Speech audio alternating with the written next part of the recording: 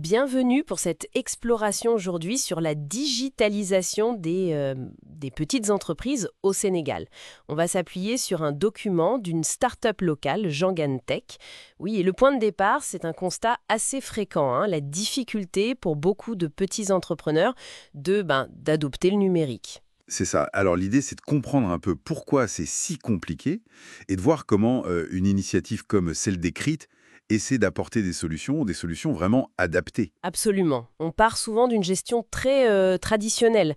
Le document parle de carnet, de vente notée à la main, parfois même on gère de tête, quoi. Oui, le fameux carnet. Ou la mémoire. Ça fonctionne, mais jusqu'à un certain point, j'imagine. Exactement, dès que l'activité prend un peu d'ampleur, bah là, ça coince. C'est là que les problèmes commencent, n'est-ce pas? Le document donne des exemples. Le commerçant qui note, qui essaie de suivre son stock, comme ça. Voilà. Et très vite, on perd le fil.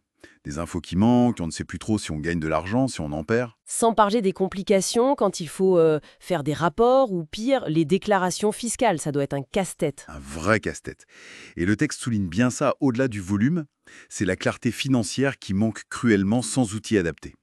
On navigue à vue, en fait. Alors justement, qu'est-ce qui bloque? Qu'est-ce qui freine cette digitalisation? Le document parle d'une certaine appréhension. Oui, une sorte de peur, l'idée que l'informatique, c'est pas pour moi, ou alors que c'est réservé aux grosses boîtes. Et cette peur, d'après le texte, elle n'est pas totalement irrationnelle. Non, elle est souvent liée soit à de mauvaises expériences passées, soit à un manque de formation qui soit vraiment, pertinente. Pertinente et accessible, j'imagine. Voilà. Le texte évoque des formations souvent trop techniques, parfois en anglais, bref, déconnectées du quotidien d'un petit commerçant au Sénégal. On comprend que ça puisse se décourager. Il y a ça, et puis il y a aussi les outils eux-mêmes, non? Oui, les logiciels qu'on trouve partout, Oui, les logiciels standards. Ils ne sont pas toujours pensés pour les spécificités locales. comme la vente à crédit par exemple. Exactement. La vente à crédit, la gestion de l'argent liquide qui est omniprésente, et même un truc tout bête, la nécessité de pouvoir travailler sans une connexion Internet stable tout le temps. Ça crée un décalage. D'accord. Ce qui nous amène à l'approche de Jean Gantech, cette start-up sénégalaise dont parle le document, basée à Touba. C'est ça. Et leur mission, telle qu'elle est présentée, c'est vraiment de rendre la technologie accessible, simple, humaine et surtout utile pour ces entrepreneurs. Concrètement, comment ils s'y prennent, d'après ce qu'on lit? Il y a un outil de gestion, c'est ça? Oui, un outil qui tourne sur Excel, mais qui est automatisé. L'avantage, c'est qu'il fonctionne hors ligne, sans Internet. Ah, ça c'est malin. Et avec une interface très simple apparemment, des boutons clairs, gérer les ventes, les dépenses, les clients, les fournisseurs, même des alertes de stock, j'ai lu. Oui, voilà. Le choix d'Excel est probablement stratégique. C'est un logiciel que beaucoup connaissent déjà un peu, même sans être experts. Mais l'outil seul, ça ne suffit pas, j'imagine. Non, et le document insiste beaucoup là-dessus. L'accompagnement humain est clé. Il propose des formations, mais des formations pratiques, personnalisées. En français simple, c'est précisé. Oui, en français simple. On parle même d'initiation à l'IA, au marketing digital. Mais j'imagine appliqué à des choses très concrètes, genre l'automatisation de petites tâches, l'analyse des ventes. Le but, c'est pas de former des informaticiens, quoi. Non, pas du tout. Le texte mentionne aussi d'autres outils comme un système d'alarme intelligent, mais l'idée générale, c'est la tech, oui, mais expliquer, accompagner.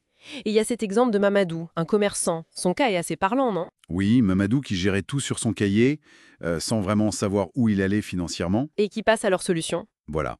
Et ce qui est intéressant, c'est qu'apparemment, en quelques jours, il a pris l'outil en main. Et le bénéfice? Une vision claire. Ses ventes, ses stocks, ses profits. Le texte insiste sur le gain de sérénité. Il n'est pas devenu un pro de l'informatique, mais il a repris le contrôle. C'est ça le passage clé, de l'incertitude à la maîtrise. Exactement. Donc le message principal qu'on retire de ces informations, c'est que oui, la digitalisation, c'est important pour gagner du temps, mieux gérer son argent, faire grandir son entreprise. Mais à une condition essentielle, que la technologie s'adapte à l'humain et au contexte local. Pas l'inverse. La technologie ne doit pas être une barrière de plus. Tout à fait. Et l'approche qui est décrite ici, elle repose sur une compréhension fine des besoins. La langue, les habitudes, les contraintes techniques. C'est cette adaptation qui fait que ça marche, que c'est utile. En résumé, ce qu'on retient de cette analyse du document de Jean Gantech, c'est que rendre la tech simple, intelligente et humaine, c'est non seulement possible, Mais c'est même la clé pour qu'elle devienne un vrai levier pour les petites entreprises, dans des contextes comme celui du Sénégal. et ça ouvre une réflexion intéressante pour finir. Si cette approche, une digitalisation vraiment pensée localement, comme celle décrite, arrivait à se généraliser, quel impact on pourrait imaginer? Quel impact économique, social, à plus grande échelle, au Sénégal, mais peut-être aussi ailleurs dans des contextes similaires? Voilà, c'est une question qui mérite réflexion.